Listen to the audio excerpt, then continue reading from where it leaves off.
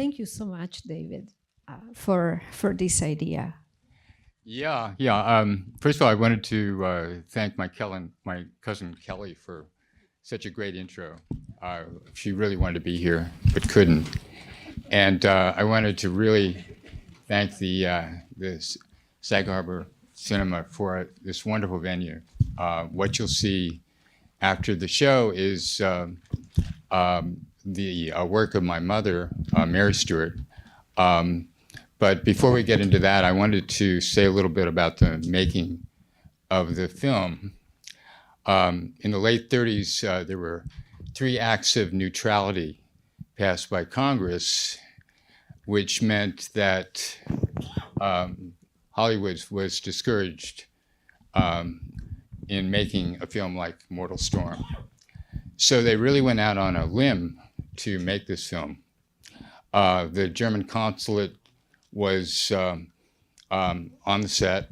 A member of the consulate came to Robert Stack's dressing room and suggested that he leave the movie, and he refused, and the official said, well, when we win the war, you'll be sorry.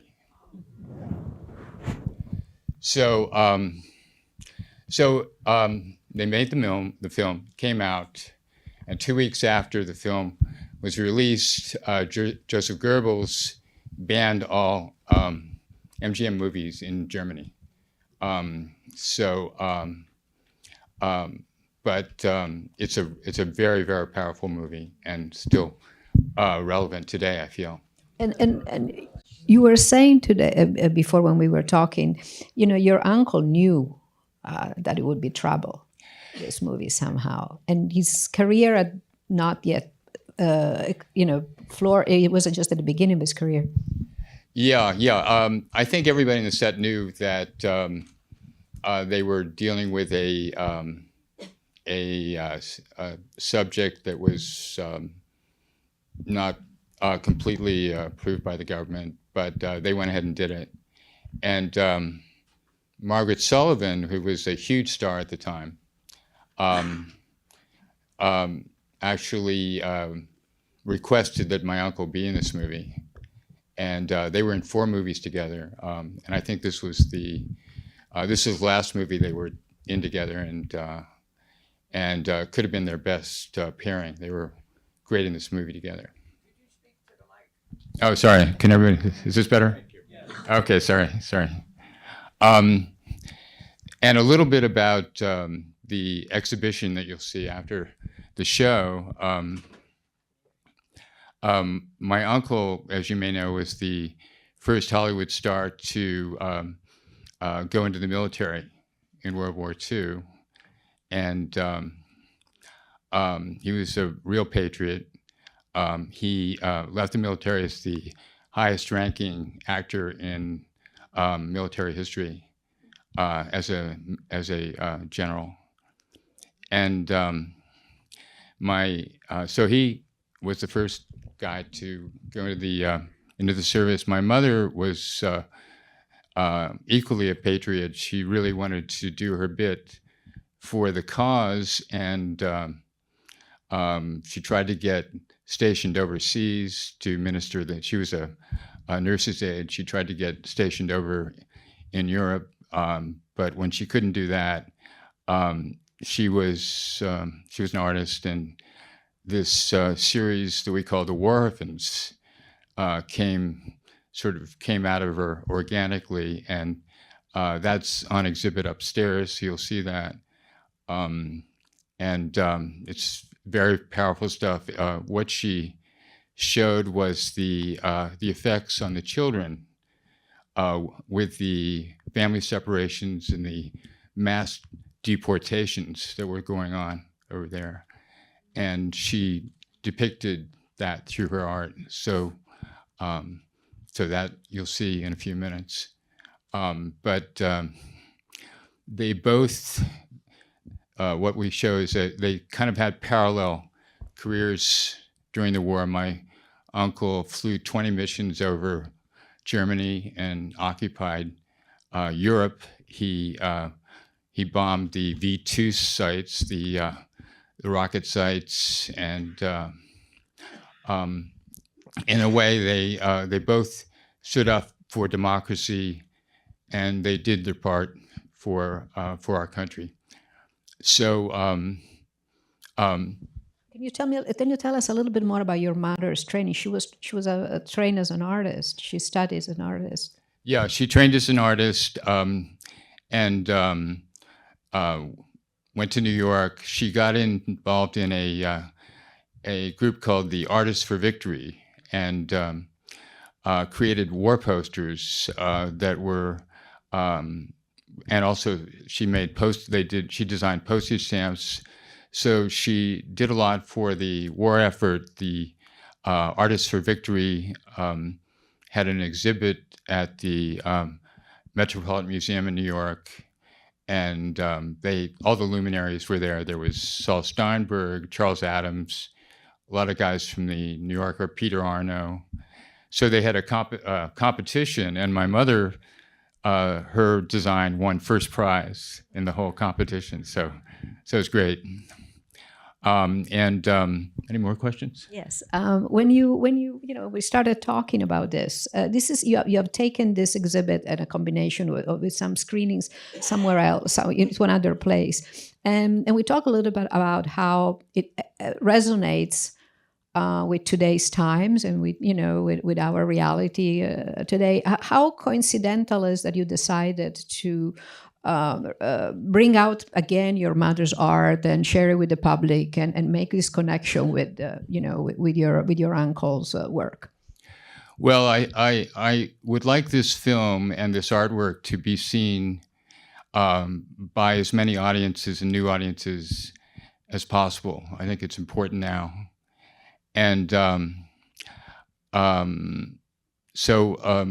they, as I said, they were very patriotic and did their bit for preserving our democracy. And so what I'm trying to do now is kind of follow in their footsteps a little bit and try to get this out to as many people as possible, because I think it's very important to see this. Good for you. Thank you. And before we go upstairs, if you have any question, raise your hand. There's one right here. Yeah. Hold on for the mic. Oh. That's all right. Oh yeah, here. No, not yours. Oh yeah, somebody's coming. Okay. Thank you very much. First of all, I've always wanted to tell anybody associated with Jimmy Stewart how much I admire his conduct during World War II. This is a man who was at the height of his career.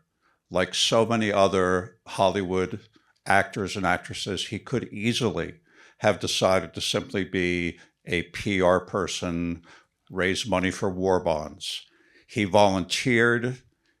He rose from being an instructor to being the lead wing of a B-17 squadron flying over Germany, 25 missions. He saw things that changed him for his life. He never gave up his quest to make his personal effort count for victory in Europe. It is something every single one of us should be immensely proud of, that a man of his stature put himself on the most front lines of all front lines to do what he did at a time when other people helped, but did not do what he was capable of doing.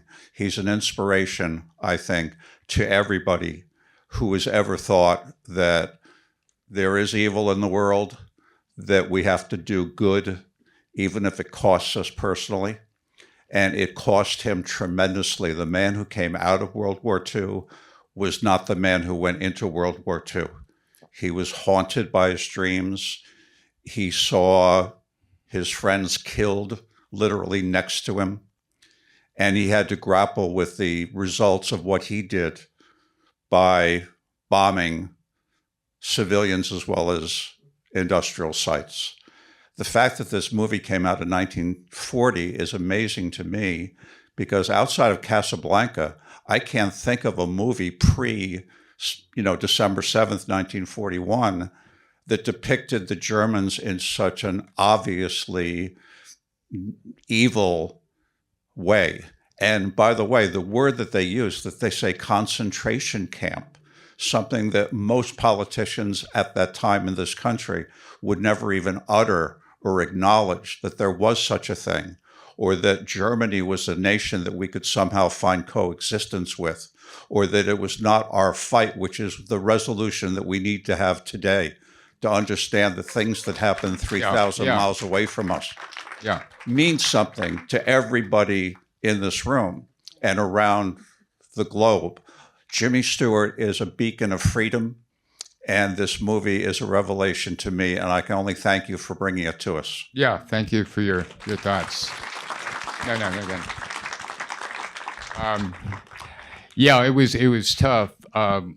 When he was flying missions, the attrition rate was 1 in 3, meaning that 3 planes went out, only 2 came back. So it was tough. And when he came back from the war, he was in pretty bad shape. And so his best friend was Henry Fonda. And so Henry Fonda called him up one day and said, well, you know something? I just built this big playhouse for Jane in my backyard. Why don't you move in? Why don't you come in and move in? And so he did. And so he and Hank Fonda, they were best friends their whole lives. They'd started together in the movies. They hung out in the playhouse, Jane Fonda's playhouse, and they built model airplanes because they both love flying. But that was it was great for him because, as I said, he was in pretty bad shape when he came back. But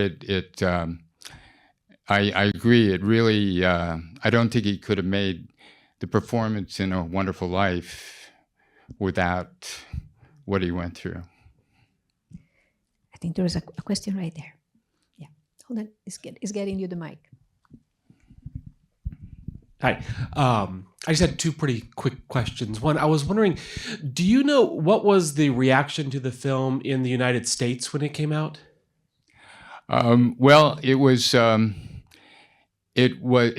did okay in the box office. It didn't do great, but it really raised awareness that, like you said, concentration camp was not, nobody knew that word. And it was mentioned, it was pretty blatant what was going on as shown in this movie.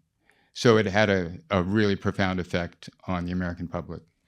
The studios were very prudent, with I think there was, we were talking yesterday, it was a confession of a Nazi spy, and Warner Brothers, but before this, but there wasn't much. And so it was a big step for MGM because Germany was the biggest market in Europe.